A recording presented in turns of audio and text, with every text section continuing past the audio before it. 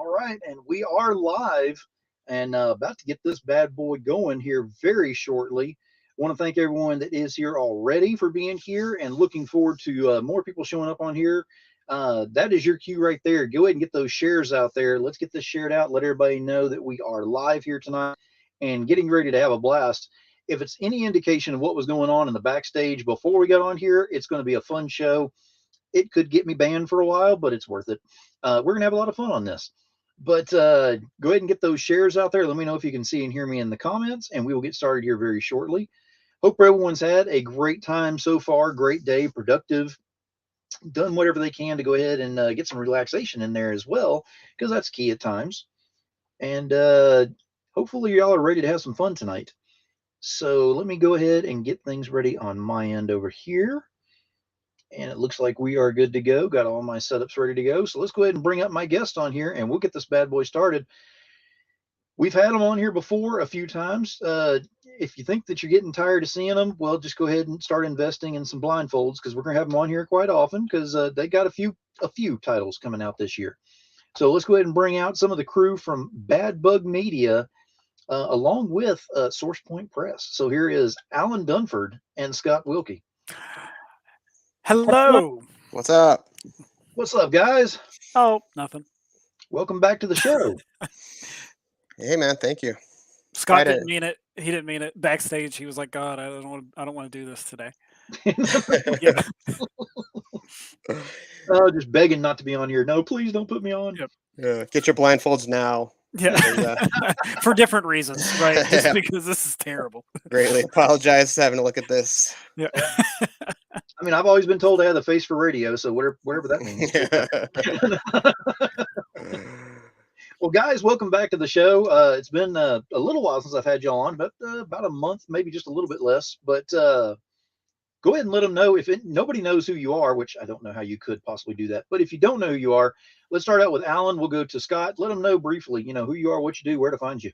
Yeah, my name is Alan Dunford. I am the co-writer and creator of Pocus Hocus and Grandma Chainsaw.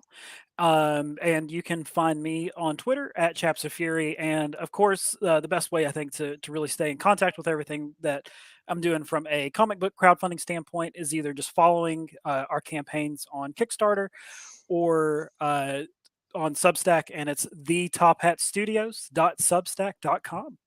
There you go. And Scott, what about you? What's up? I'm a staff writer at Bad Bug Media. See, I got Periwinkle, Dead End Moon, Hypergeist, Bobby Joe, Undercity Tales. And I also write for About Time Comics, Red Scare, and The Legend of Everett Forge. Mm-hmm. And Twitter, Swilky_smooth. Such a good handle. God, that is such a good handle. Gotta love it. I'm actually starting to tweet more. Trying to dive into that. It's miserable, isn't it? It's yeah. I'm starting to figure out and navigate it at least. But yeah. So find me on Twitter. I'm on Facebook. Kind of on Instagram. Yeah. Nice. And it sounds like, kind of just like Alan, y'all are just bored out of your minds. You have nothing that you're working on whatsoever. You've thrown out no titles at all. I mean, I don't know. I need more. Give me more. Oh, careful what you ask for. The internet will always provide. Yeah. Someone's on there right now going, I'm going to reach out to him. I've got 15 titles that are due next month. Let's do it. Let's go. No, but I mean, y'all have got a lot that's going on, a lot that you're working on your own IPs and on different things that you're working on outside of that as well, and keeping very busy with that this year. First and foremost, I want to go ahead and ask, how was the start to your new year and kind of building up into this much more fast-paced way of doing things than it has been in the past? Yeah, Scott, I'll go ahead and start, I guess. So, me and the other guys, we just call ourselves the Top Hat team just because we kind of have kept the same creative team together for our projects that we're doing. That's me, co-writer Will Radford, Brian Belando, who's our illustrator, Jason Smith's our colorist, and Dave Lentz is our letterer for just about, I think, everything that Scott and I are doing anyway. Yeah. But so it's been really busy for us because we're of course trying to keep getting Pocus coming, and we're also working on Grandma Chainsaw. And we have a couple other stories that we're doing as well. We'll talk about Roseblood, I'm sure, at some point. So, but yeah, it's been kind of crazy for us too because I can't say too much, but it looks like Pocus Hocus is going to be on comic book shelves this year. So we're all really excited for that, and just kind of anxious to see where it goes once it gets out into the direct market. Very cool. And Scott, what about you? Have you seen a major, influx and change in what you're doing as well? Yeah, I'm still recovering from 2022 because that was a whirlwind. Because I mean, Bad Bug honestly really started taking off at like the tail end of 2021. Kind of with Periwinkle, honestly, that's when we really That's started right, boy. putting That's right. Take that nose to the credit. grindstone. I'm Yes, digging Scott. it. Hey, I'm listen, digging it. I've read Periwinkle. It's finished, and it is 1,000,000% worth the wait. And I can't wait for that to Thank get you. to people's hands. And I can't wait to see the animated movie. I can't wait to see everyone pick it up for. Scott's going to be optioned for so many different projects, and I just hope he remembers Yeah, us whenever appreciate that. Yeah, whenever I he's hope gone. I love you. That's why I love Yeah. Alan. But well, I mean, so from 2021, what did we launched? How many titles? I can't even count how many we Dude, did in honestly, I think it was about 10. 10. It feels like Yeah. more. Yeah. So just Well, it that feels like and more because Mike has 7 ideas a night. yeah, that's Yeah. basic. It's true. Yeah. Yeah. But yeah, 2022 was just crazy. I mean, a good kind of crazy. I loved it. Loved every minute of it. Got to work on some amazing titles. Got to see other people's titles come to life. And then we finished super strong with Hypergeist 2. And yeah, I was super excited that we got to start 2023 with Bobby Joe because I wrote that one back in I think July of last year, and been kind of just like waiting for that one to pop off because it's probably one of my favorite things that I've been a part of outside of like Periwinkle and stuff like that. So I'm hoping it's this is a good sign for how 2023 is going to go. Very nice. Now you mentioned about I got to throw in there because y'all mentioned Mike in there, and I know we shouldn't mention his name too much because it's kind of like Beetlejuice; he'll show up. Uh, Yeah. And you don't want that, man. Your furniture Yeah, starts he'll floating pop and up. everything. He'll pop up over here somewhere. Yeah. but I mean, honestly, whenever I've had y'all on the shows in the past, he's always been on one or the other, on co-guesting with y'all, and he didn't this time. And I remember I had mentioned to oh, here we go, and it happened. See what you did? It Yeah. happened. See what you did? Yeah. And, Oh God. Why, Phil? here we go. So, Uh, should I say what Scott said? In the context of whenever I asked if Mike was going to be here, because well, actually, it was Scott was actually pretty cool about it. I'll say because I said it, but Scott said he didn't think that Mike would be able to be here, and I said that's okay because with him not being here, we can talk about him and not have to worry about him interrupting. And he found a way. yeah. Life finds a way. Yeah. Uh, Now, one thing that I have learned now that I'm actually working on my own book now is I learned a valuable lesson because anybody who ever ticks you off in life and you're a writer, oh, you can have so much fun with that. Dude, yeah. That's I said that once. I'm like, don't ever piss me off because I'll immortalize you as a as a goblet or some shit. So yeah. Oh, yes. Oh, yes. Now, I mean, some amazing stuff that y'all are working on. And if we talked about all of the different works that, Bad Bug is working on and everything that's going on there, we'd be up until probably whenever Mike is getting up first thing in the morning at 3 o'clock and going ahead and having a bunch of ideas. Yeah. Yeah. So we want to be careful on that and put it at about 1 a.m. So we're only gonna do about a 4-hour show, 5-hour show tonight. Okay, So everybody, perfect. get your popcorn That'll ready and work. Yeah. everything. Get your back pills because you'll be sitting down for a while. No, I'm joking. Uh, we got a couple of projects that y'all are working on currently, and then we're going to talk about some of the other ones that y'all will be working on. Some of the other projects that are out there with Bad Bug, and just kind of talking about the differences on there and what you're looking at as far as evolution of characters and things of that, moving into what you're going into. So we're going to start with Alan because with Pocus Hocus, you are on issue 5 of There this, we is are. what you're got on campaign right now. Now you just finished the arc, correct? It was 1 through 4. Yeah. 1 through 4 finished our first arc. So then issue 5 through 8 now is our second arc. So we're man, we're so happy with the direction that this thing has gone, and the reception that we've had was definitely way more than we could have ever anticipated or dreamed from it. Yeah, it is a fun series. I'm Mhm. doing it without a bunch of spoilers and stuff in there, but if you like Magic, I mean, it's definitely got that element in there, but it has got so much sarcasm, so much dark humor. There's all those elements in there too. So if you like that kind of stuff, especially, and you're demented enough to be watching my shows and watching these, this kind of crowd right here, these are my peoples right here, Yeah. then you're going to absolutely love Pocus Hocus. And it's not only a great story, the way that it's written and everything, it is visually entertaining. I mean, this is one of the covers. This is for the trade Mhm. paperback, correct? Yeah, that's our trade. Brian Belando did that, our series artist, and man, he's see the way Scott's peeping it right there. It's perfect. Yeah, dude, we were so happy with how that cover turned out. It Yeah. was, I don't know, it's just I'm just happy with the series. It's my baby. It's my first comic book, and I just want to make sure that I'm doing it justice, right? Yeah. And I mean, it is absolutely beautiful. And that's just, like I said, the trade paperback there. For issue 5, we're going to kind of go through some of the covers on here as we go through as well, and kind of show off some things.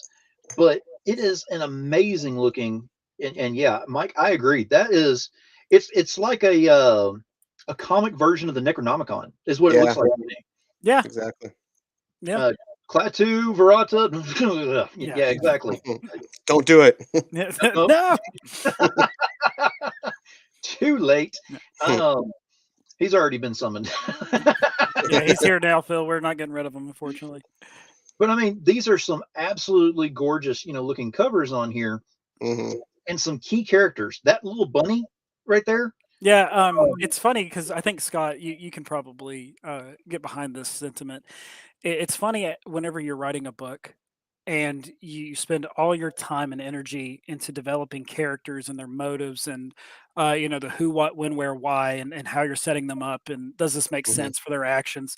And then you have one side character, Horace, our rabbit, that we spent the least amount of time on, but Because the he's the most one that, popular. yep, Yeah. yeah, he's the Yeah. one that everyone loves the most. Yep. Yes. Not saying we don't love Horace, because of his reception, we've been able to kind of branch off and expand. We have a side series coming out with him called Horace in Hell that Kit Wallace is illustrating, and I can't wait to have that out and show everybody. It's the Boba Fett effect. You don't Yep. know. So Yeah. luckily you didn't kill him off though. Yeah. Oh, So yeah. Thank God. yeah. I don't think they would have. I don't think our people would have forgiven us.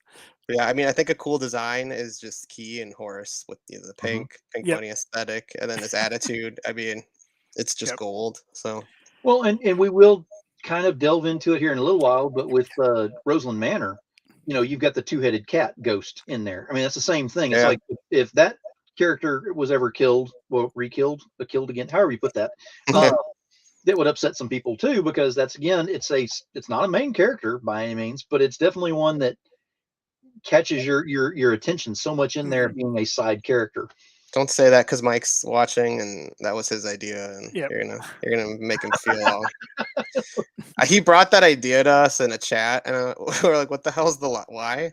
And he's Yeah, like, "I just don't know, it's just cool." And He's then, like, just do it. yeah, and he was right. I mean, people love it, and it is Oh, a yeah. unique idea. So sometimes don't question him. He Yeah. knows what he's doing. See, you said it out loud. It's on the internet. You can never take it back now. No, no. Unfortunately. He's doing a screen Oh, it snap was right Summer's now. idea. Sorry, it wasn't his Yeah. idea. It was Summer's idea. Oh, thank Oh, God. there you go. Yeah, I'll compliment. Ooh, Summer. now we can. Yeah, Summer's Yeah. a genius. So Yes. Oh God. Yeah, dude. She really Screw knocked it out of Mike. the park with that Yeah. cat design. Mike's a friggin' idiot. Of course Yeah. he didn't come up with it. Oh, this is great. Yeah, illustrated the two-headed cat in passing. And Oh, that I is, thought it was his idea. Okay, I was wrong. My bad.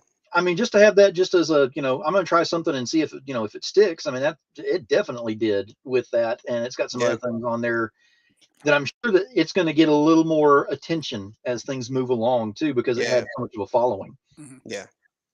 But I'm going to show some more of the stuff that we got on here, because again, absolutely gorgeous covers that we got on here. So I mean, Yeah. and I they're love that all one. different. That's what I love, Yeah. is every style is completely different in each of these covers. Yeah. So we were trying to celebrate This being our second arc for Pocus. So we normally only have 4 covers, but this time we have 7. You're pulling a teener over here. Yeah, yeah, definitely. So yeah, I don't know if we'll do that many more again because I know printing is going to be a nightmare, and so is shipping. But yeah, it was just our way of just kind of reaching a milestone for us and the team. Yeah. Yeah, and there's all kinds of. Love This that one one. here really caught my attention, and I looked and I went, "Wow, you got a Scotty Young cover." It's not Scotty Young. Yeah, it's Kit Wallace. He's been with us since issue 1. That is awesome. I Yeah. mean, that is a Yeah. gorgeous cover there. Mhm. And I Yeah, he's love responsible Love for that for one. where Horace is. Yeah, I love the cartoonish look and everything on there. Yeah. And now that brings up, before we move too much further on this, I'm going to ask the question. I already know the answer, but I'm still going to ask it. Is Pocus Hocus a kid-friendly book? YA? I don't know. Like, I feel like Pocus is like a It'd be strong fine. PG, Yeah. right? Yeah, I think Pocus would be a strong PG-13 book. Okay. And the Kids these reason I days, bring that yeah. up is I don't want them to be, to look at the cover and be like, okay, they're not going to see nothing but rainbows and, happy unicorns and stuff Yeah. like that in there. No, Because there the are other events that happen in there, but Mhm. not to great detail. right. Yeah, like the book itself it's designed to be a dark book. Mhm. But with the subject matter, like there's no cussing in it or anything like that. Yeah. No nudity, anything, but it's just subject matter. Exactly. Horace is naked. Yeah, horse is naked. And this is Summer, Dale's cover, the one who's responsible for the two-headed Yeah. cat. That's so good.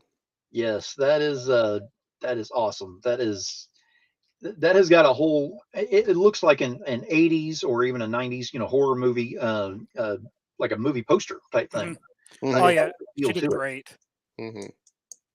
But I mean, they are. I mean, they're absolutely gorgeous stuff that you have in here. But there's interiors as well. I mean, I'm gonna bust that myth one more time. Mm. If you get these things in, don't just think because you get a cool looking cover, you go ooh ah, and you put it up on the shelf and you never open it. They actually open, and there's more artwork and even words inside. Sometimes it fits. Yeah, so we what we went ahead and did, we went ahead and showed the first 8 pages of Pocus on the campaign, and there's also a link on there too to the first 8 pages of issue 1. So anyone that's new and they want to kind of get like a quick preview, they can see where the story's going. But Brian, Jason, and Dave, they really those pages I think are great in my opinion. I think that they really brought out their A game. Like I absolutely love all the work that they've done for Pocus 1 through 4, but it feels like issue 5 they really stepped their game up Oh yeah, on where we were going and everything. absolutely. And now you said this is the first issue of the second arc on here, so this Mhm. is building up more of the story. Yes. What is the synopsis? What is the general Um, around this? So it's weird, right? Because once you start getting into later issues and you start really building up, like we're on issue 5 now, so it's kind of hard to not give spoilers whenever you're talking about it. Hmm. But so the short of it is, it's about a magician named Pocus Hocus who sells his soul to a demon to have actual magical powers. Years later, he comes to thank you. Yeah, years later he comes to regret that decision and he wants it back. So the second arc picks up with them actually discovering who really has Pocus's soul. And it's our journey to, in the new realm of Lilith's realm to go ahead and get his soul back. I promise the book's way funnier than what we're making it sound. Oh, the whole point is you're trying not to give too much away because there is so much we Yeah. could talk about on here and have a blast talking to the point where we got tears rolling down from laughing so hard. But there's some elements in there that really hit you hard. Mhm. But no, you have to go over there and get the book yourself. Better. But it is well worth it. I mean, it is a very fun read. It is not something that you're not going to cure world hunger by reading this book. It may help with it at some point. I don't know. I'm pretty sure there's some underlying tones in there somehow, some way. There's probably a spell or two to help out with that. Oh, definitely. Yeah. You can eat it if you want. High in fiber. Yeah. But I mean, it's definitely a very lighthearted read that you just have fun with. And the artwork is it's so empowering in there that it just pushes you along page to page to page. And the storyline and the artwork moving together on there just really melts perfectly. So it is an awesome series to get into. Oh, thank you. Yeah, and we hope we capture that with Grandma Chainsaw, our sophomore series, because that's going to be our next campaign running. Whenever Pocus ends, we're launching Grandma Chainsaw 2. And it's the exact same team that's on Pocus 1. So if you like what we're doing over here, please come and check out what we're doing over there too, because I think that you'll like it. Exactly. And we will definitely be talking about Grandma Chainsaw. That is a have to. Mhm. How can you not talk about a little old lady who's just the most terrifying thing that I've ever seen in a comic? Yeah, Will and Alan are like this generation's like Coen brothers, I think. Oh, thank you. As far as the dialogue, it's very snappy, witty, keeps the flow moving forward. A lot of subversion of expectations on all fronts. I think I read the very initial script for Grab a Chainsaw, and yeah, I was just like, wait, what the what the hell just What am I happened? reading? I Yeah, was like, because hold on. I But talked about it with Scott Scott. I think I talked about it with you like ad nauseum, man, on the directions that we could go with Grandma Chainsaw, because it is such an easy one to mess up. Mm-hmm. Because there's so much slashers out there Yeah. that you want to make sure that you avoid certain things, and we had to be really careful with Grandma Chainsaw. And we were talking about like how we campaigned for it and everything, and it was one of those things where we really kind of had to undersell the book. And I was talking about it with Mike too, because we didn't want to give too much away, because Yeah. there's so much more that happens than just the on the surface. Old lady tired of kids on her lawn, so we're going to kill them. Like Phil, even when I was on the interview with you, I didn't want to say too much. Right. uh, and I hope that you were surprised whenever you got the book and then saw Oh, the yeah. you saw the direction that we went with it. So which makes us that much more excited now, because whenever we get into issue 2, the group of characters that were introduced at the end, it seems like that's kind of like our Horus effect. Those are the ones that people are really latching onto and Yeah. they want to know more about. So we get to start issue 2 off with them, and we're so excited.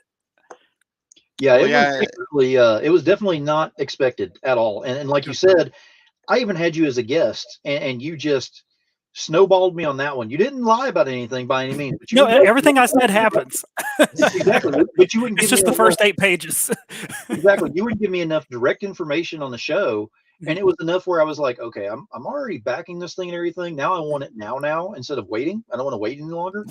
And then I finally got this thing in, after the campaign ended and everything. And I immediately, as soon as I got it out of the mailbox, I was ripping it open, walking down the driveway and everything. I mean, if I had dropped that thing, I probably would have, died. But still, I wanted to look at it right then. And whenever I started delving into this thing, it got to the point where it was like page turn, page turn, page turn, page turn, page turn. This is not exactly what he was explaining. This is so much better. I mean, because you, like you said, you undersold it. Because I got it and I was thinking this is going to be a fun read. It's got an old woman. She's kind of peculiar in ways. I think your word you used was peculiar. You were way off on that one. She is above and beyond on peculiar. But it was enough to get me interested, to where I was ready to get this thing. And then it just grew from there. So you did an amazing job of dangling the carrot out there, because it definitely worked on that. Well, thank you so much. Yeah, like I said, we were trying to be very careful with how we worded this thing, because the last thing we wanted to do was to give too much away, because you want your reader to be surprised by what you're doing and be like, wow, they really, like you said, went above and beyond my expectations. So thank you. I appreciate that. Oh, absolutely. It's like I said, it's incredibly I mean, it's it is a demented read. I'm gonna throw that out there right now. Definitely demented. It's like a psycho book, but it's still got the funny in it too, which is odd, because you almost find yourself reading it going, am I that twisted that I just laughed at this thing? Yeah, you definitely are. Yeah.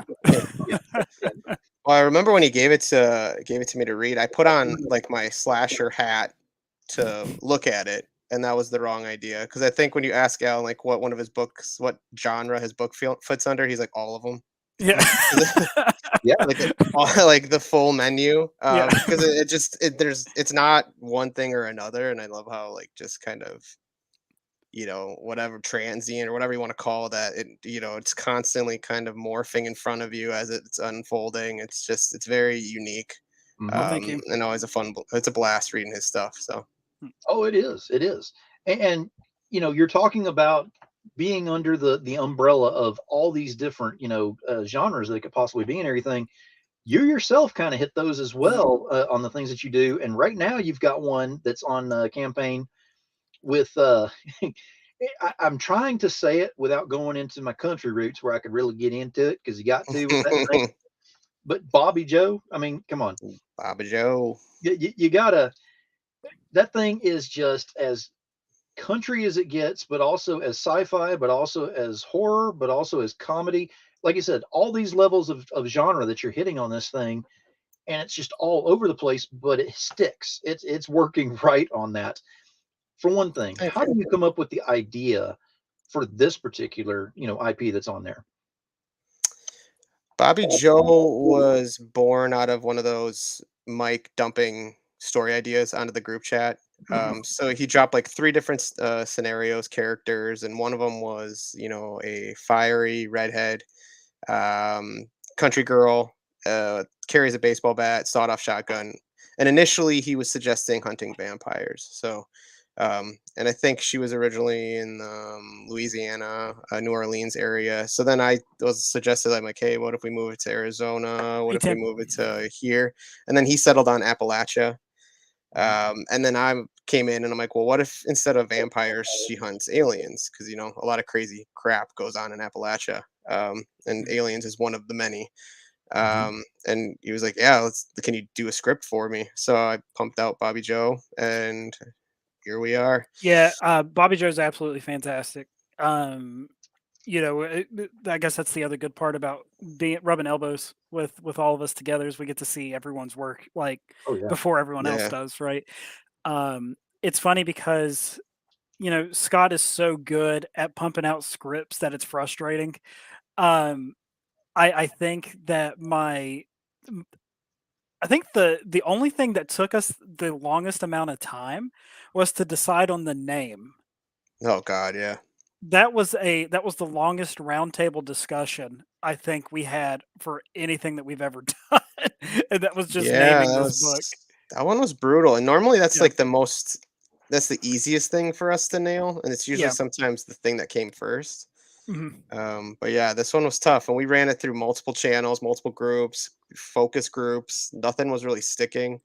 We knew her name was Bobby Joe, and we're like, at the end of the day, that people are just going to end up calling this book Bobby Bobby Joe Joe. Yeah. for short. So, and then the Appalachia Alien Apocalypse is just kind of like a tether at the end because after this series, she might face off against Sasquatches and all kinds of crap. So it leaves open the opportunity for us to get out of the alien realm if we want to later on with her because I think Yep. she's got enough dimensions to do that. Exactly. Timothy Fling is actually asking here, how do you choose your titles? I'm sure it has to have something. It may or may not have something to do with an alcoholic beverage or not. We're Yeah, Yeah. mine just have to be absolutely stupid and rhyme apparently. Scott's are well thought out and methodical. Yeah, I mean, most of them I can't, like a lot of the ones I'm writing for Bad Bug, I can't take credit for. Mike already had a title when I came into the project. Periwinkle, though, that one was just based off I wanted a really unassuming name for a badass character. Yeah. In my next book that I'm doing, that's my own IP, Cupid. I mean, it was pretty self-explanatory. It's about Cupid. And So tell us what that one's about. yeah, it's about it's Yeah. about Jack Frost Yeah. and as a leprechaun. Yeah, There's exactly. Yeah. there's a book that Scott and I have been talking about working on forever, and Yeah. it kind of goes with so Scott's obviously a really strong writer, but where he really excels at, in my opinion, is being able to take fairy tales and twist those and making them palatable and fun and unique. So hopefully you guys will be seeing something from us too with that. Yeah. Oh yeah. Yep. No, I mean that's something I'm definitely looking forward to because I know both of you enjoy the fairy tales and you can twist them fairly well. So Oh, I yeah. can only imagine if both of you are working on doing it at the same time. We're gonna have some fun on that. The world's not ready for what. Exactly. Now, the world's not ready for Bobby Joe apparently because it's doing very well as well over there on campaign. And I want to bring up this first cover that I want to show on here. This is very limited edition. So if you can go ahead and let everybody know why it's limited edition and why they need to get over there, like to make sure they grab a copy, because I think I saw where it was only 25 available. Oh yeah, that one. That's pretty new. I can't. That's Jay is it Hammond. Hammond. Thank you. Yeah, Jay yeah, so Hammond Jay reached out Hammond to us on that one. Yeah, I want to give I do want to give a shout out to Jay Hammond. He has been a fan of what Mike's been doing over there at Bad Bug, and he was a, I think he got introduced to us my side through Grandma Chainsaw, and he just reached out and he was just so excited about these projects that he just wanted to contribute, and we're so happy with his artwork. Yeah, Yeah. we were very fortunate on that one. And then Mhm. again, I think it was a Horus effect. People Yeah. are gravitating towards Merle. Yes. So yeah. Yeah, how much time did you spend on that one? Actually, no, not a little bit, because Okay. I knew she You needed. knew. You just knew, Yeah. right? Yeah. Well, Bobby Joe hates aliens. I mean, that's not a spoiler. So I wanted a character that, and obviously an alien that was found the way into her heart. So I would like to, what better way to get into a girl's heart than a cute, adorable little Good little pooch. animal? Yeah. There you go. Yeah. Now, the other reason that this has been such a successful thing and so much energy, going into this and everything, is because of another, I guess you call it a side character in here, that apparently y'all agreed on very abruptly, saying as long as it has this in here, we're doing this, and that would be the car that's behind there. Hell yeah.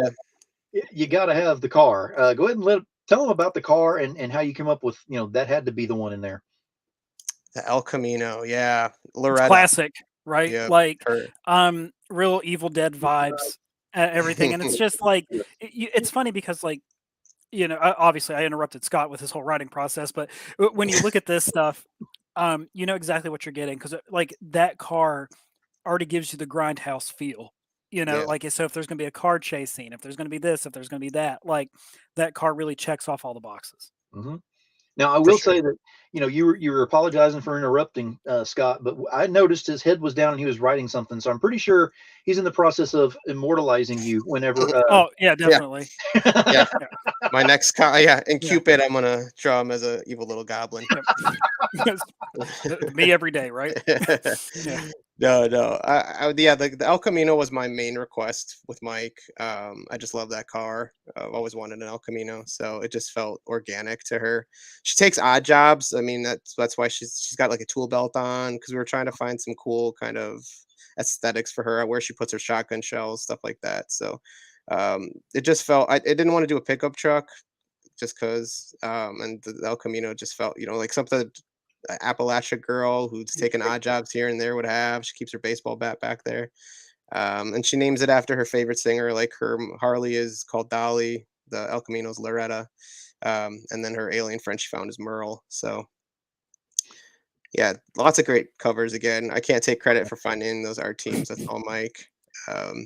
It's like Christmas morning every time he's like, "Hey, I got a new And one." I don't know how he does it, but like even with all the Yeah, covers on Death Knell, right? Like, it's funny because like we're all really bad about sharing stuff. If I get inked pages back, Scott's the same way. We'll send them all to each other, and we're like, "Dude, Scott, look at this. This, or I'm just excited." And then I'll send him the colored pages, and then I'll send him the lettered pages. So it's just like slowly, like one after the other. yeah, But Mike, he's so stoic that he's like, "Here's 15 covers."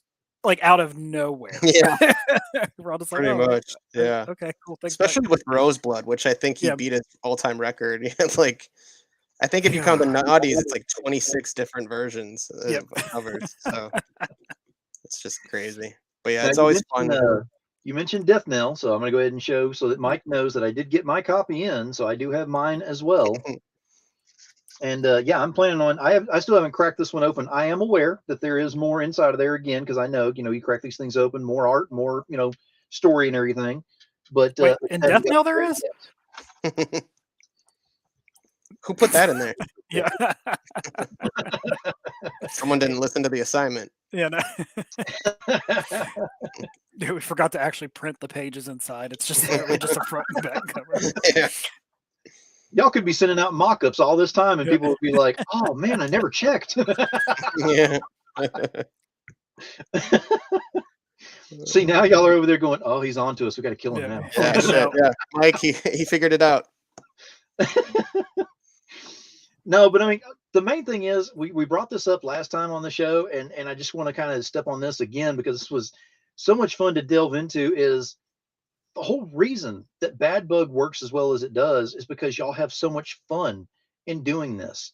Now I know fun is in dysfunctional, so it works that way too. But it is definitely a lot of fun in what y'all do in all of this and how you come up with these ideas, because you have to be a little demented and comical to come up with these ideas and run with them the way that y'all do and keep running them Yeah. inconsistent as well. And it's definitely working.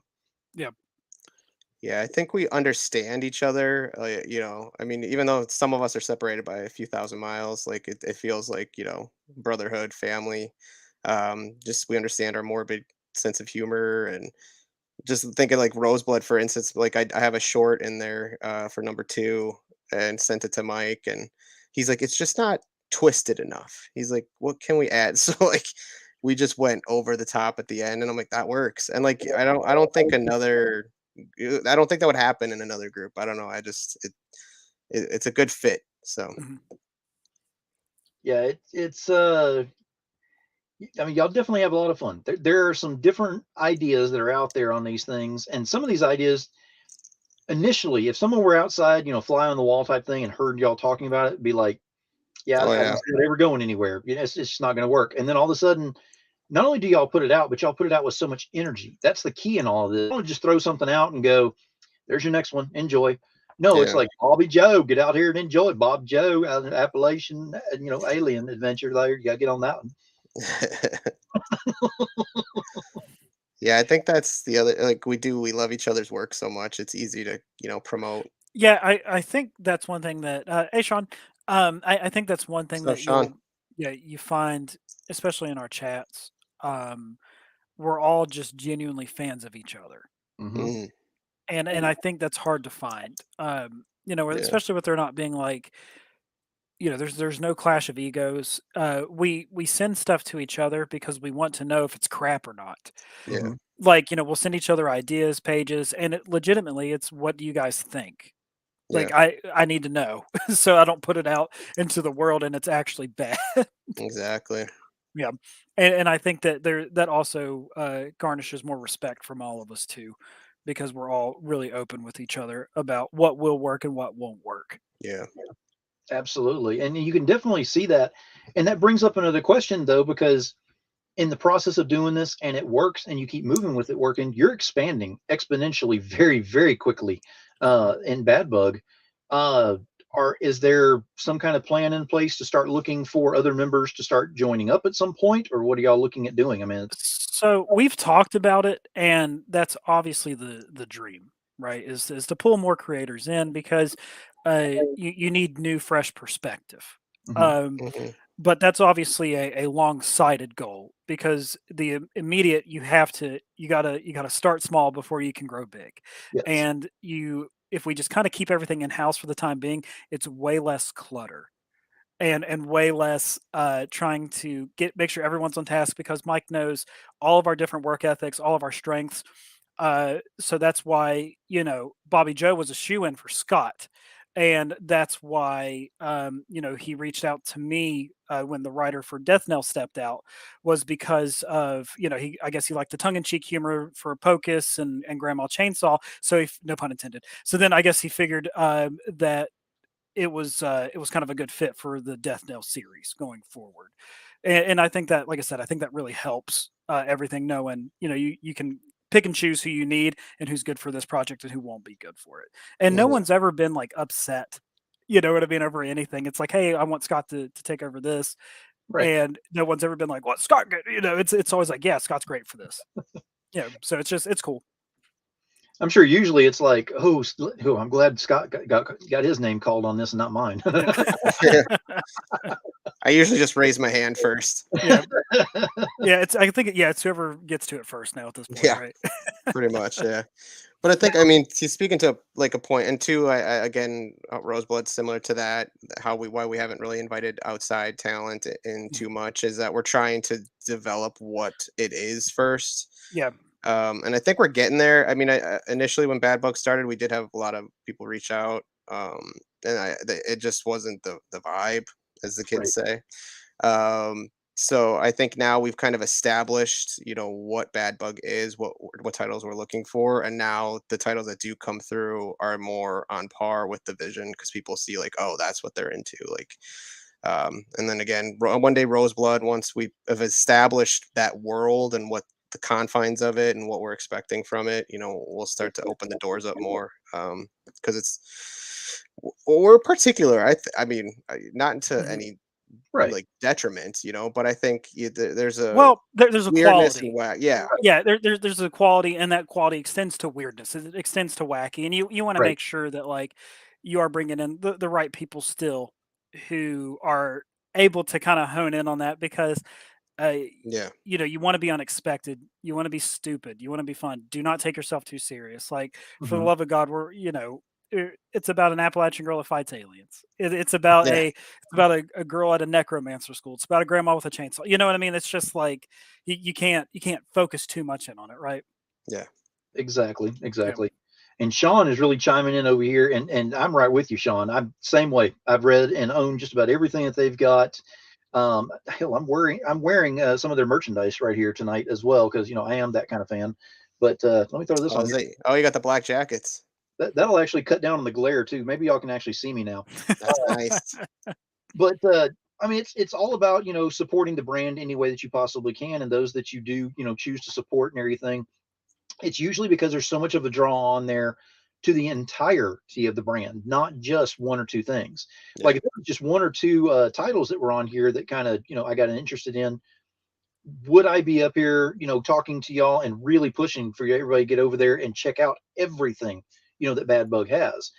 I don't push anything unless I believe in it personally, simply because if my name's going to be attached to it, I want to make sure that everyone Mhm. understands yeah, there's a reason for that. And I know that's yeah, just the way that everybody is about everything that's out there. But y'all definitely have something out there. It's a diamond in the rough scenario that y'all have got going because we're talking about a short amount of time. It's been less than 2 years since y'all have been available, since y'all been yeah, open, yeah, and y'all already pushing numbers that are in your 5-year plan for most people. So and still moving forward. That's the thing too, is y'all have no staleness to this at all. Y'all are actually getting so much forward momentum that you're having to look toward the future going, okay, if we're here now and we want to be here, then we either need to clone some people, and don't do that by the way. Just hire some people. Don't clone. I don't know if we can handle more of you out here. Yeah, we don't want that. We don't want that. I don't think. Mi- Mike's that Teener's that rare kind of chaos that you're like, this could either go very well or we're gonna crash and burn. And so far, we've been doing very well with this leadership. Because I think Yeah. what he undertook was insane. I mean, he's doing most of that work by himself. Um, and he started off with like honestly, well, yeah, Black Jackets was his first one, and I remember talking to him back then. I'm like, he had ideas of having his own brand back then. Mhm. I was like, I'm in it with you, man. Like, let's do it. And I had no idea what he would be able to achieve in the short span he did. So, I don't think he knew what he would be able to yeah, achieve. and I don't know. Yeah, I wonder if he wakes up sometimes in like a cold sweat. Yeah, it's like Jesus Christ, Like, this is all a I gotta, dream. I gotta ship 700 hypergeists today. Now Damn you, that Scott. brings up the next question. Actually, that leads perfectly into it because, and actually, you can see through my hat for whatever reason. That's odd. Let me take that off. Keying Uh, out. I don't want to seem like because it is the Book of Demonology. I don't want it to seem like it's actually summoning things on my head. Yeah. That wouldn't work. Uh, but you mentioning about 700 books that he's got to ship out and everything.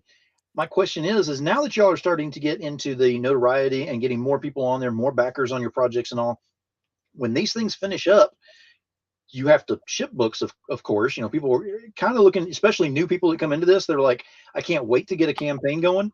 And then they have that first time where they have fulfillment and they're like, never again. And they're over in the fetal position in the corner, trying to, phase away the world because it's just too much for them at that point. How are y'all actually handling popping them out as quickly as you do in fulfillment and still be correct? Yeah, And fulfillment I really, sucks. I Yeah, I'm really just want gonna to go point straight. out. Well, I Yeah. really want to point out though, whenever we get stuff, I'm not having problems. Like I should be getting things in here where I'm like, oh, okay, I'm glad you sent me a book, but it's the wrong one. This one actually isn't until 2 weeks from now, or this one came out 3 weeks ago, and I still have this copy, so now I'm doubled up. Yeah. So really, what it all boils down to is the tape. Mhm. Yeah, Yeah. and It's the Pocus Hocus tape. yeah, it's the Pocus Hocus Grandma Chainsaw tape. Yeah. That's That's really the key. it's what really holds everything together. It packs and ships everything. Yeah. Now, so Mike has really been able to take that under his wing, doing all the tape or taping. God, I'm used to all the shipping. So it's endless bagging and boarding, Mhm. coupled with being able to reach out to some other outside friends just to come in and help them ship, because there is so much at one time, and and I do everything in house for Pocus and Grandma Chainsaw as well, and Mhm. shipping sucks. Like it's weird because it's a fun thing to see, like when you get all your books in and you're looking at it, and it's cool to be able to send them out to people who are genuinely fans of it and who Mhm. spent their hard-earned money for it. And obviously, we can't thank you guys enough for supporting our hobby, right? Yeah. Because none of us do this full time yet, anyway. So Yeah. that would be the dream. But yeah, thank you guys for that. But it's stressful because there's so much, and it's also stressful because you don't want to screw it up, like you said, Phil. Like you don't want to be that guy or get an email saying, hey, you forgot to send me my copy of this, or you accidentally sent me the wrong cover, because then Yeah. that's just that much more time and energy, because you never want to over order, and Right. you also don't want to under order either. You don't want to order the exact amount. So it's always trying to find that balancing act too, because mistakes will happen. Like I forgot to pack stickers on someone's campaign for Pocus or for Grandma Chainsaw. It happens, right? You're Mhm. doing this stuff. You think you have time to do it in the evening, and then you just get distracted, and it gets late, and then you make mistakes. So I think Yeah. you got to also watch out for that too, right? Yep, and no stickers. Sorry. Yep. You didn't get any. You didn't back them. I'm so sorry, Phil. Damn it, No, Alan. Hey, no, You had no. one Phil didn't back job. them. You Phil had didn't back one them. job. They weren't a stretch goal. They were not a stretch goal. Go back, look at the campaign. That's funny. Whatever. Phil got a T-shirt. I don't want to hear it. see, look how fast he is. He's learning the political part of this. Oh He's yeah, like, no, he didn't do it. He didn't do it. he didn't That's do on it. him. He didn't do it. He did not order those stickers. No, that is awesome. I love how, again, y'all are having so much fun with this, and still, it's a business as well. How much of a change has it been going from it's lighthearted, it's fun, we're kicking around these ideas, we have books in hands, and we feel like this is really starting to become something, to now you're looking at it with actual financial meetings that you have to have and everything every once in a while. How has that changed for y'all now? Um, they're more brief than anything, because again, it's weird because without saying anything, we all kind of know what we're doing, right? And Mhm. everything, and I say that loosely. I never thought I'd be able to say that sentence, right? I know what I'm doing. But we're all like, uh, it's funny because all the projects are individually placed in their own group chat. So Mike's just kind of there, just lurking like he always does, being a weirdo. But really, everything else is just kind of up to us at this point, and everything, thankfully, is running well so far. Mhm. And when it comes to the financial meetings, ever since it feels like the middle to end of last year, Scott, I don't think we even really had to have them anymore, right? Yeah, no. Everything's just kind of self-sustaining and making what it needs to now. Yeah, everybody's kind of pulling their weight, taking Yeah. up picking up the slack where they can. Chris does stuff with the Twitter account. I do the Substack. I've offered services as far as like fulfillment. I'm on the Yeah. West Coast, so I said we can split some of the books, and shipping and figured that logistics out. Yeah. If I I was closer, I would totally be over there helping Mike, but I'm not driving all that way. Yeah, you don't want to do that. I live 5 minutes away from Mike, and I still barely see him. Yeah. So yeah, and then like I'll chime in on some of the projects, just checking in with people, making sure the book's where it needs to be. If Mike needs to get with the colorist, if they were having an issue with something, so yeah, it's just kind of I don't know. It's just it all feels second nature at this Yeah. point. Yeah. Exactly. And Sean's asking, general question, how did Scott meet y'all? Is it Alan, Mike, and them live close? Now, is this something you can talk about, Scott, or did that stalking charge ever get Yeah, dropped? it was Match.com originally, wasn't it? I thought it was Grinder. Maybe I Yeah, can't yeah, you remember. guys, you might met on Grinder. No. Oh shit. When was it? 2014, I think. It was through Kickstarter. He had his very first book, Dragonfly, and so I backed that, was following him, and then I launched Legend of Everett Forge and kind of picked his brain, and we started talking. And then yeah, my Kickstarter failed miserably, and kind of talked to him and told him I don't know if I'm going to do this anymore, and he's like, nah man, your story's good, you should keep going. So again, I've said it before, I'll say it again, I owe Mike more than I could ever repay him, because like he kept me going and he kept me on to Periwinkle, because I was I think I went through like 3 iterations of that, and he was constantly on my ass about it. He's like, "Did you finish it? Did you finish it? Did you finish it?" And so yeah, he's hugely impactful in my life. So I love the guy. So, one of the closing questions I want to kind of get into before we start, kind of winding this down a little bit, is what has been one of the biggest obstacles that each of you have found within the company that you've had to overcome, and how'd you overcome it?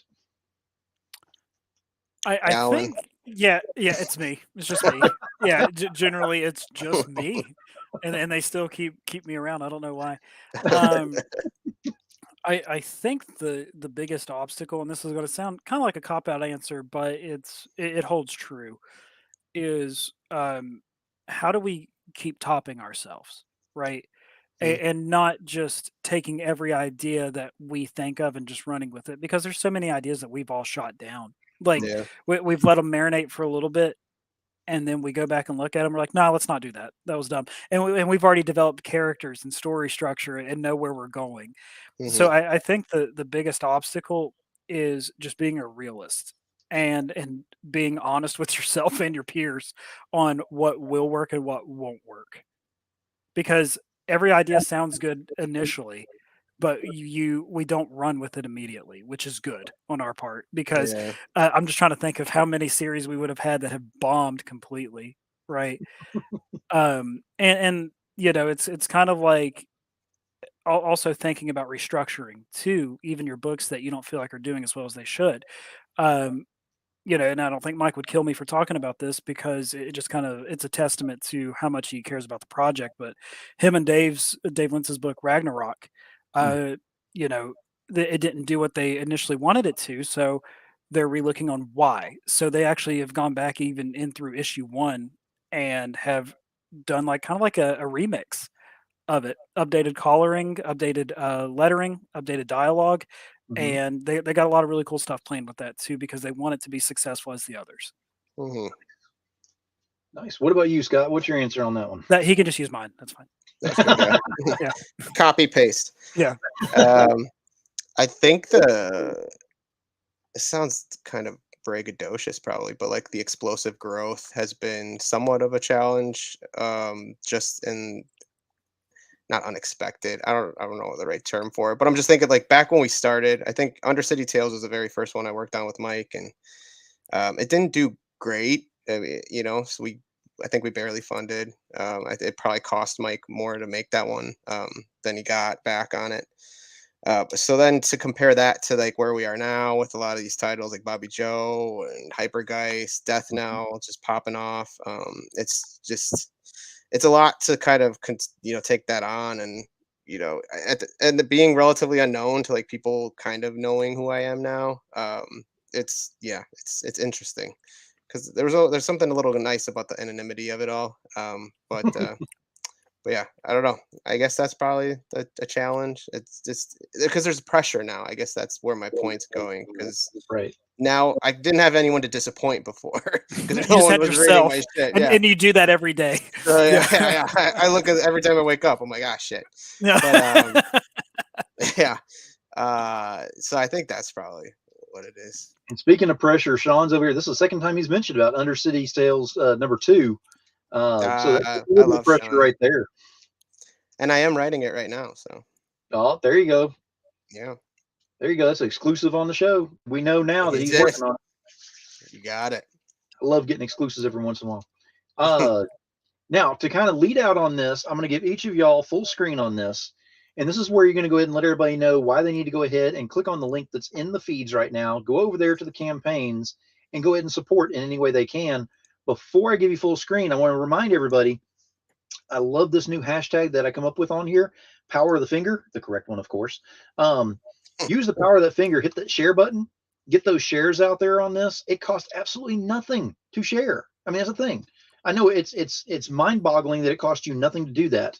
Even the time used on that is next to nothing to go ahead and share this thing out and get to more eyes that are out there. You never know who it's going to hit in front of that they may not have ever heard of it.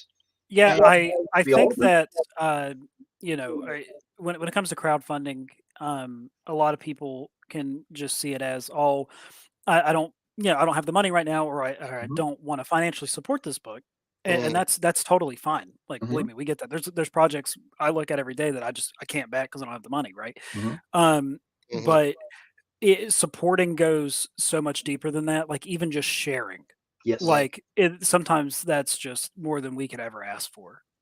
Just retweet my stuff, man. That's all No, I There no, you ask. go. don't do that because Please. Scott's already kind of a nightmare to deal with. So I can't imagine if he gets 3 shares. Yeah, God, yeah, you'd be a monster. dude. I got like 10 likes on a tweet. I was riding high. Oh, damn. Who are you? I'm not talking to myself anymore, guys. Surprised you're not wearing bling tonight. Wow, that's Yeah, impressive. it's under my shirt. Oh, there you go. Yep, yep. All right, so Alan, we're going to start with you. I'm going to give you full screen. Let them know why they need to go over there to Pocus Hocus and perform some magic on that campaign. Hello, everyone. This is my show now. Welcome to Demon Allen. So, so Pocus is it's a passion project that we're so happy about. We're on issue 5. If that gives you any indication on our commitment to the series and to the love that we're showing this thing.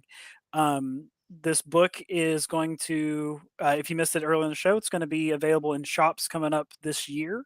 Can't say too much. So it's going to be all new covers. So we can actually say this now. All the covers that are on Kickstarter are all actually Kickstarter exclusive covers because they won't be in shops. So this will be the only way that you guys can get them.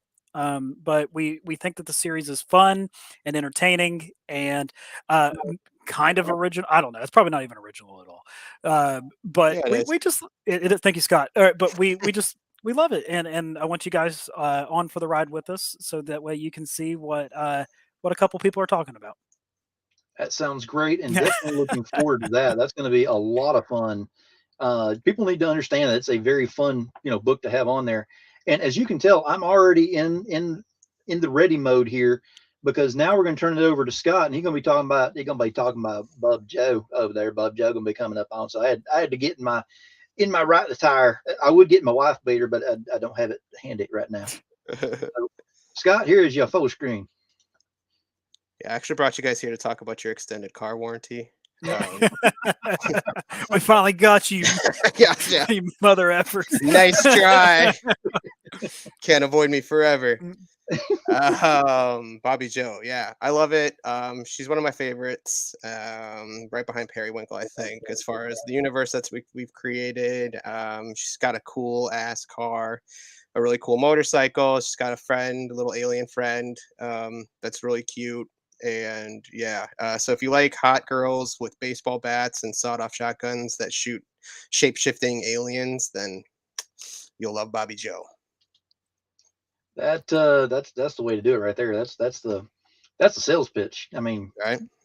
it's to A good- shifting aliens, shotguns, and baseball bats. I'm in. I'm ready for the elevators. Exactly. guys, I certainly appreciate y'all being on here. I've had a blast having y'all back on to talk about, your current projects and some of the things that you will be working on, and more about the publications that are coming from the whole, as well, because it's a team thing that y'all work on over there. That is one thing that I want to really bring up throughout this whole thing, is that while we've been talking here tonight to both of these guys, neither one of them have tried to outdo each other, and they've continually talked about the whole, as one team. It's not about just one IP that's out there. That is awesome. We need more of that, not just in the comics, but in life in general. It would be awesome. But I'm definitely looking forward to getting y'all back on the show again. I'm sure we'll be seeing y'all pretty soon. I am working on something where we're going to keep track of y'all on somewhat of a regular basis. We're gonna see if we can make that happen, because y'all got so much going on. I think I need to let everybody know what's coming up and where it's going and everything, because I don't have a big enough calendar to keep up with it myself. So I need to make sure everyone else has a way to keep track of it somehow, some way. So we will definitely do that. We'll do a Periwinkle special because it's finally done. Yeah. Yes. People probably forgot it. Sooner rather People than probably later. forgot. People forgot it existed, but it's Yeah, done. people are going to get it in the mail and be like, "What the hell is this?" Are the people at Bad Bug drunk? 10 years ago. No, it's what, Oh. almost 2 years? No, less than a year. Yeah, Scott. No, yeah, you're coming up on 2 years now, Yeah. Sorry, guys. It's good though. I promise. dude. You're going to get that one guy that's going to message you on Kickstarter and put it in the comments for everyone to see and be like, "This was not worth it." I know. Because even though it is, trust me, everyone, it's absolutely fantastic. He's just going to be so bitter. Yeah. I that don't you- blame him, man. I'm surprised no one's like come at me with pitchforks No, and because torches yet. you have been so good about communicating. Oh, and, yeah. and I think that's something that is good about all of us. Whether it be Bad Bug, myself, or however you want to look at it. Mhm. We all own our own mistakes, and I think from where we deliver so much on time as it is, if we have a screw up where it's not even our fault, the printer's just taking another week or two, and they told us that they were going to be here on time. Yeah. Everyone has been so awesome Right. to really just be truly understanding about what we're doing. Yeah. And they're like I said, with your communication with Periwinkle, Scott, like people are going to be blown away, man. Yeah, and I mean Arturo was consistent with the art. I mean the speed maybe not was what we originally anticipated, but he was pumping out consistently. And that's the thing at too, that right? pace, It's kind of like it's like a video game. Mhm. Whenever video games get delayed, it's for the good of the Exactly. game. I don't Yeah. want a buggy video game, and I don't want Periwinkle to come out. How many pages is it? Like 80 what? 82. Okay, so yeah, I don't want to have 40 amazing pages Yeah. and then 42 pages that Exactly. feel disjointed or like someone else did it or someone just phoned it in. Exactly. So no, it's unfortunately, yeah, the timing did suck on how far I got pushed back, but it is going to be we don't want a cyberpunk issue, right? That's Yeah. That's the exact metaphor I used. I'm like, I want to do a Red Dead Redemption 2, Yeah. Redemption 2, not a Cyberpunk. Yeah. So Yes. I think we got that. But Yep. appreciate everyone's patience. Oh, yeah. I mean, Except for Sean absolutely. Butler. Sean Butler has been a pitchfork. He's been We burning love Sean you and down. Jay. Yeah, Sean's mean. He's terrible. Yeah. Well, guys, I certainly appreciate it again. And like I said, I will Yeah. get y'all back on here, I'm sure, pretty soon. We're going to work on that. If a certain person in the audience, Mike, will go ahead Asleep. and message me back, then we can get that locked in. He went to bed. He wakes up at 3. Oh, okay. I'll get a message at 3 now, I'm sure. Yeah. All right, guys, I certainly appreciate it. I'm going to drop y'all backstage, do a quick message on here, and I'll be in there just shortly if y'all want to hang out. Cool. Yep. All right, so we had another great show tonight, another hell of a show with some great guests on here. Bad Bug has been on here a few times now, and I keep bringing them on here on purpose because, well, for number one, I'm a huge fan. For another thing, they really epitomize what it means to be a team and show the passion in your work and everything on a consistent basis. I cannot stress that enough with what's on there. So that's why I bring them on with that. So pay attention to Bad Bug Media and everything that's involved thereabouts, and my guest from them, Alan, Scott, Mike, all of them that are involved in there, Will, all of them. they're all doing great work over there, and they will continue to do so. Don't miss out on any of that. Something else you don't want to miss out on, just real quick before I leave, the shows are really starting to solidify this year. Hell of a Show is definitely every Monday at this time. So every Monday you will have a Hell of a Show going on. Hell of a Show will always be panel style. It won't be a one-on-one unless it's a major guest that is a time frame that only works for them at that time. That's the only way that's going to be. Other than that, it will be panel style so that I can have more people on here at one time. So I'm going to have Positive Influences starting back up. That'll be dropped on Thursdays, is whenever you see that. Starting this Friday, and this is a once a month thing, keep in mind, but this Friday is our brand new wrestling show. Tim Ingram, I am talking to you because you know we're planning on this. He and I will be co-hosting a new wrestling show, Footprints on the Mat. We're going to give you some perspectives from the old guy, which is this guy right here, to the guy who keeps track of some of the newer stuff that's out there and give you different perspectives on the wrestling world. And it's going to be interesting. Oh, did I mention we're going to have guests too? Oh, yes. This Friday, no guest on this one. We want to just go ahead and launch it, let y'all know what's going on and give you an idea of the tempo on there. And then you will be seeing guests starting next month. Oh, yes. I am looking forward to this, by the way. I'm all kinds of giddy. But thank you again for being here. I certainly appreciate it. If you have not already, please, please, please go over to the YouTube channel and subscribe so you don't miss out on any of the content. The reason I push on this, again, I'm not going to retire off all the subscriptions on there on YouTube. That's just not an option. I only do this to make sure we have enough exposure for my guests that are on here. You never know. I'll get a guest on here who could use one more backer or $10 more on a campaign to go ahead and push them to that certain level they want to get to. My shows may sometimes do that. It has in the past. I'd love for it to do it again. And if that's the case, and I'm able to help out that way, that's my way of supporting. Your way of supporting is this right here. Remember, how are you going to increase the power of the voice of the indies? Power of the finger and the voice of the indies, getting those mixed up.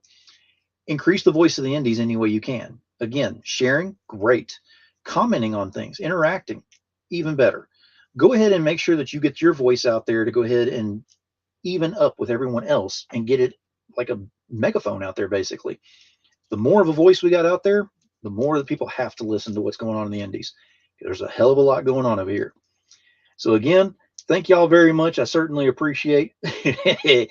And Sean, oh yeah, you definitely want to see the show. Trust me. Yeah, we're going to have some fun with that. But again, thank you for watching. Get over there. Please subscribe. Like it if you will, please, as well, so we can hit those algorithms, and we'll keep going with this. If you like what you're seeing here tonight, let me know. Give me a hell yes. And until then, we will see you next week for Hell of a Show. Y'all have a hell of an evening. Keep it indie, y'all.